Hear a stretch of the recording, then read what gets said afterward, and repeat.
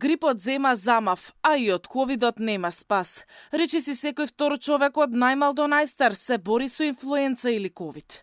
Високи температури кои траат по неколку дена, кашлица и силни главоболки се најчестите симптоми. Ординациите на матичните се преполни, а врие и во болниците.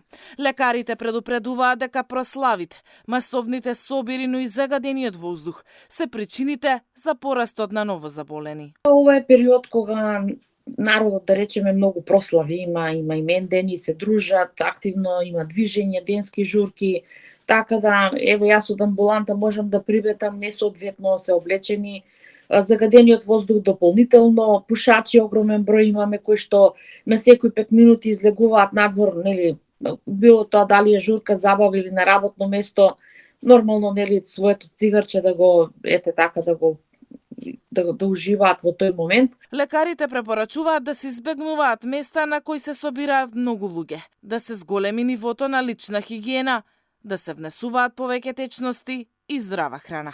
Бањење во вечерните часеви, седење дома, нели, порите се отворени уште 3 часа, да нема она бањење, излегување, тогаш, нели, стрептококите си наоѓаат, нели, соодветна подлога за да има раст во и појава на стрептококни ангини, така да се однесува околу начинот на облекување, топлење, внесување топли напитоци.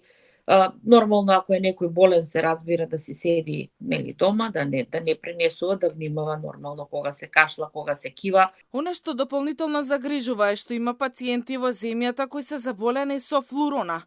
Тоа е двојна инфекција со грип и COVID-19 во исто време. Такви случаи се евидентирани до сега 3. И болниците се полнат. Повеќе од 60 хоспитализирани деца има во клиниката Козле, а се полнати и болничките соби на инфективна. И на клиниката за детски болести има зголемување и на прегледите и на хоспитализациите. Инаку оваа сезона од грип има 3500 случаи и 6 пациенти кои ја изгубија битката поради компликации од вирусот.